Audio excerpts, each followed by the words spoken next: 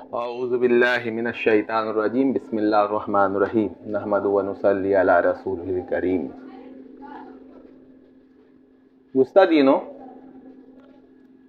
ایک مجلس میں ایک دوستوں کی ایک مجلس میں جو ہے جانا ہوا، تو وہاں جو ہے یہ پتہ چلا کہ بہت سے لوگوں کو، جو میں یہ ویڈیوز بنا رہا ہوں خاص طور سے اہل سنت والجماعت کے عقائد پر، تو بہت سے لوگ کنفیوژن کا شکار ہیں، جن کا تعلق جو ہے وہ دیوبند سے ہے اور نیم تعلق ہے، اگرچہ وہ دارالعلوم دیوبند سے فارغ بھی ہیں، لیکن وہ اکابر دیوبند کے مسلک کو نہیں جانتے اور اہل سنت والجماعت کے عقائد کو بھی کما حق جو ہے وہ واقف نہیں ہے۔ انہوں نے دیوبند کا ایک الگ ان کے جو ہے ایک الگ نقشہ بنایا ہوا ہے جو وہابیت سے زیادہ قریب تر ہے۔ تو وہ جب ہمارے اس ویڈیوز کو دیکھ رہے ہیں تو وہ حیران اور پریشان ہے کہ یہ سچ جو ہے اکابر دیوبند کا نام تو لے رہا ہے، لیکن باتیں جو ہے وہ ان کے زوم میں یہ بریلیوں کی کر رہا ہے۔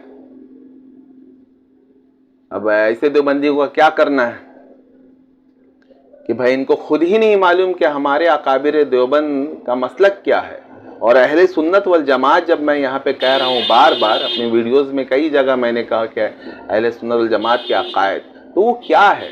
وہ عقیدہ ہے جو اہل سنت جماعت الصحابہ، جو سنت اور صحابہ کرام کے آثار سے میل کھا کر جو 1400 سال سے یہ جو ہے یہ مسلک جو ہے یہ چلا آ رہا ہے۔ یہی مسلک جو حضرت شیخ عبدالقادر جیلانی رحمۃ اللہ علیہ کا تھا، یہی خواجہ بہاؤالدین نقشبند رحمۃ اللہ علیہ کا تھا، یہی امام ابو حنیفہ کا مسلک تھا، یہی امام مالک کا تھا، یہی امام شافعی کا تھا، یہی امام احمد بن حنبل کا مسلک، اور ایک لمبا سلسلہ جو ہے علماء اور صوفیہ کا وہ مسلسل جو ہے وہ چلا آ رہا ہے، اور وہ سب اہل سنت والجماعت سے جو ہے وہ تعلق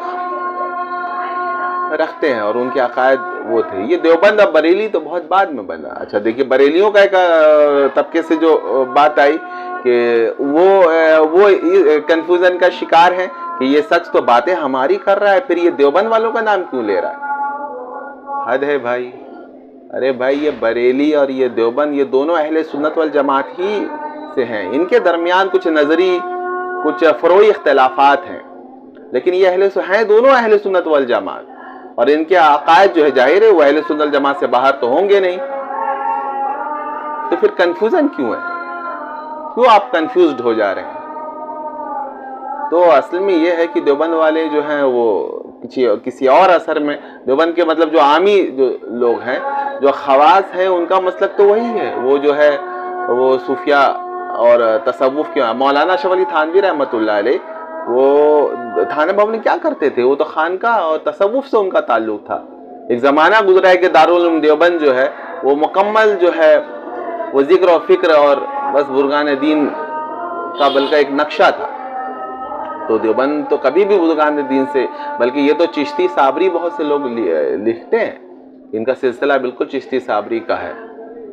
تو اگر آپ جو ہیں سمجھ رہے ہیں کہ بھائی یہ بات اکابر دیوبند کی کر تو رہا ہے لیکن باتیں یہ بریلیوں کر رہا ہے، تو آپ ذرا اپنے عقائد کو وہ دیکھیں کہ آپ واقع میں جو ہے یہ دیوبند کے مسلک کو فالو کر رہے ہیں یا کوئی اور مسلک جو ہے وہ آ گیا۔ ظاہر ہے یہی کچھ سبب رہا ہوگا۔ ماضی میں تو خیر ہمارے اکابر جو ہے خاص طور سے اکابر دیوبند جو ہے ان کا بالکل وہ صاف تھا۔ اب بتائیے کہ مولانا اشرف علی تھانوی رحمۃ اللہ علیہ جلال آباد کی طرف جو ہے پیر وہ سیدھی نہیں کرتے تھے، صرف اس بنا پر کہ وہاں جو ہے نبی کریم صلی اللہ تعالی علیہ وسلم سے منسوب ایک ردائے مبارک جو ہے جلال آباد میں موجود تھا۔ حضرت نے یہ تک فرمایا کہ تحقیق بھی نہیں ہے بھائی ہماری کہ وہ واقع میں ردائے مبارک حضور کی ہے کہ نہیں، لیکن ادب تو یہ سب بھی پڑھے ہوئے دیوبند والے اگر آپ ہیں تو دیکھیے کہ مولانا رشید احمد گنگوئی کو کسی نے مدینہ منورہ کا کھجور لا کر دیا، ٹھیک ہے، تو وہ کھجور تو انہوں نے کھا لیا، لیکن وہ جو گٹھلی تھی وہ منہ میں جو ہے وہ گھماتے رہے، ہے نا، وہ سمجھ پھر بعد میں جو ہے وہ کوٹنا وہ لا کر وہ کوٹ کر اس کو بالکل پیس ڈالا اور اس کے بعد اس کو پھر پانی کے ساتھ جو ہے گھونٹ لیا. لوگوں نے کہا بھئی حضرت یہ بھی کوئی کھانے کی چیز ہے گٹھلی؟ تو حضرت نے کیا فرمایا کہ بھائی اگر وہ مدینہ منورہ سے اس کھجور کا نسبت ہو تو وہ کھجور کا پھر وہ گٹھلی کو بھی نہیں پھینکا جا سکتا. یہ ادب، یہ بھی یہ دیوبند کا معاملہ ہے. وہ کون سا دیوبندیت کو آپ جانتے ہیں جو آپ کنفیوز ہو رہے ہیں ہماری باتوں سے؟ تو آپ پڑھیے. وہ صرف جو ہے آپ ممکن ہے کہ آپ دارالعلوم سے فارغ ہوں لیکن درسیات تک محدود رہیں گے تو کبھی بھی جو ہے اکابر دیوبند کے مسلک کو جان نہیں سکیں گے کہ خود دیوبند کا کیا مسلک رہا ہے. سید احمد شہید رحمۃ اللہ علیہ کس مسلک پر تھے؟ مولانا قاسم نانوتوی کس مسلک پر تھے؟ مولانا رشید احمد گنگوئی کس مسلک پر تھے؟ مولانا شاہ ولی تھانوی کس مسلک پر تھے؟ مولانا خلیل احمد سہارنپوری کس مسلک پر تھے؟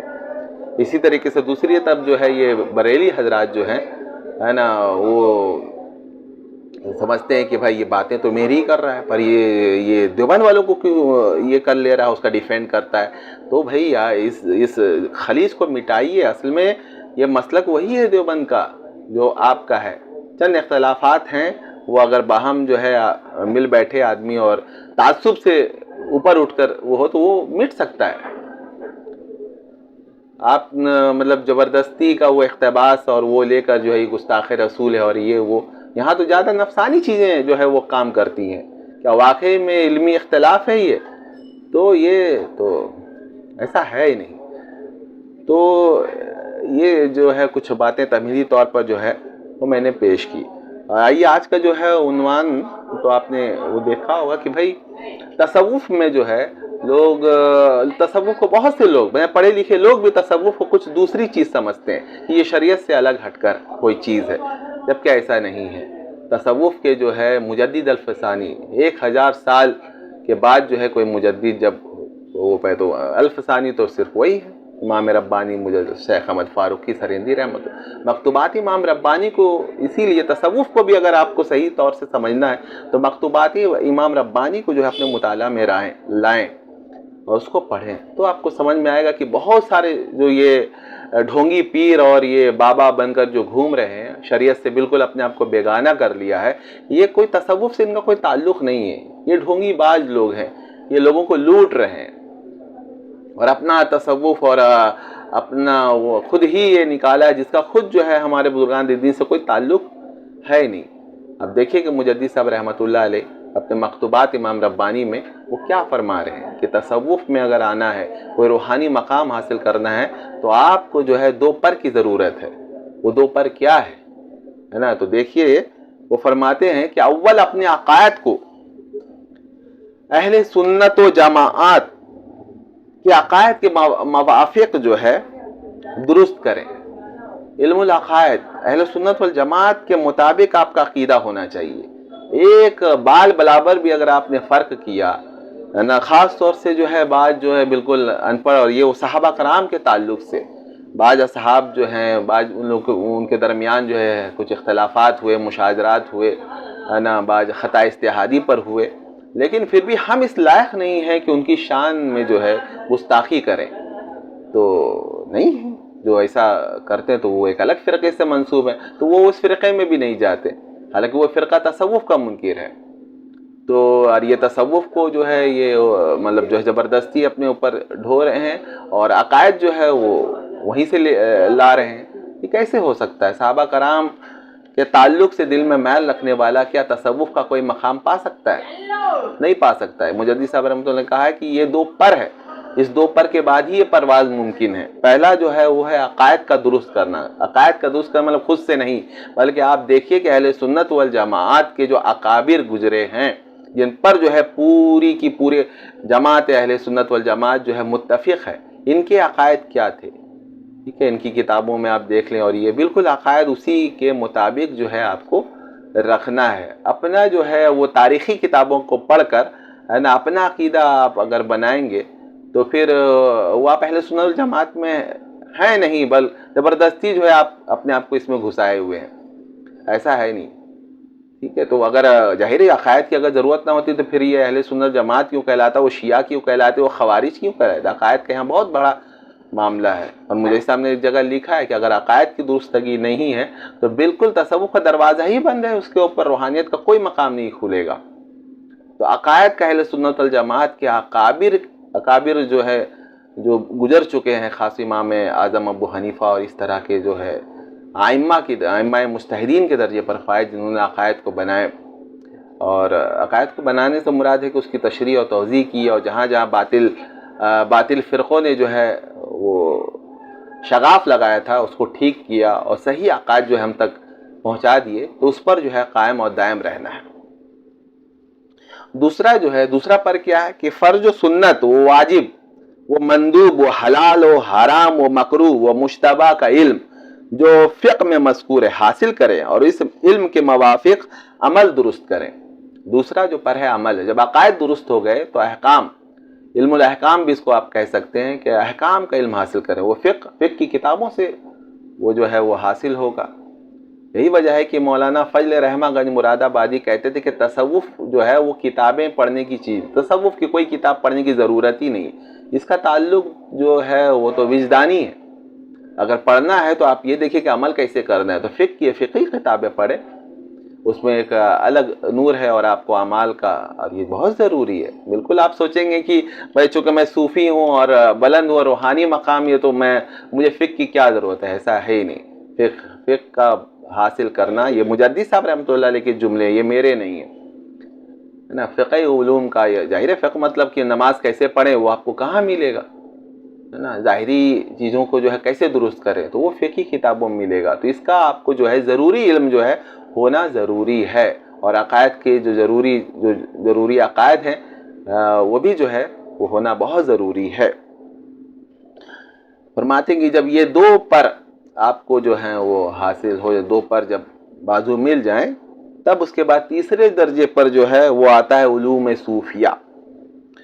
تب ان کی علوم صوفیہ کی نوبت پہنچتی ہے۔ جب تک وہ دو پر درست نہ ہو جائیں، عالم قدس میں اڑنا محال ہے، اڑ ہی نہیں سکتے۔ پھر آپ کیسے یہ سب پیری مریدی اور یہ سب جو ہے وہ کیا آپ نے وہ دکانداری کھول دی ہے؟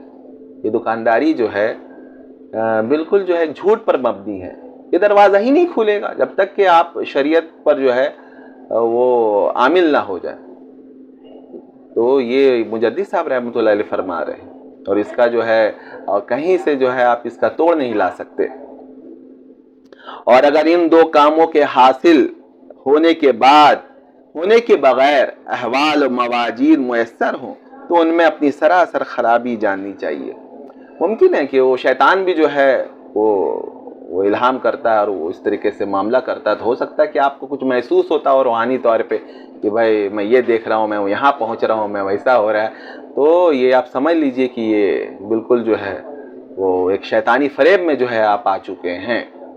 شریعت کی پابندی بہت ضروری ہے۔ اگر شریعت کی پابندی ہے، مولانا شیخ تھانوی رحمۃ اللہ نے ایک جگہ لکھا ہے کہ اگر شریعت کی پابندی ہو رہی ہے، عقائد بھی درست ہیں، اور کچھ بھی جو ہے آپ کو جو ہے نہ وزد ہو رہا ہے، نہ کوئی روحانی لذت، نہ کیفیت ہو رہی ہے، تو کوئی فکر کی بات نہیں ہے، سب درست ہے، سب کچھ مل جائے گا۔ لیکن اگر یہ دو چیزیں جو ہے وہ خراب ہیں، ان کو آپ نے چھوڑ دیا ہے اور آپ کو وزد آ رہا ہے اور روحانی کیفیت ہے، تو آپ کو اس کو سراسر جو ہے شیطانی فریب سمجھنا چاہیے۔ اللہ تعالیٰ جو ہے صحیح تصوف جو ہے وہ سمجھنے کی توفیق عطا فرمائے۔ آمین یا رب العالمین۔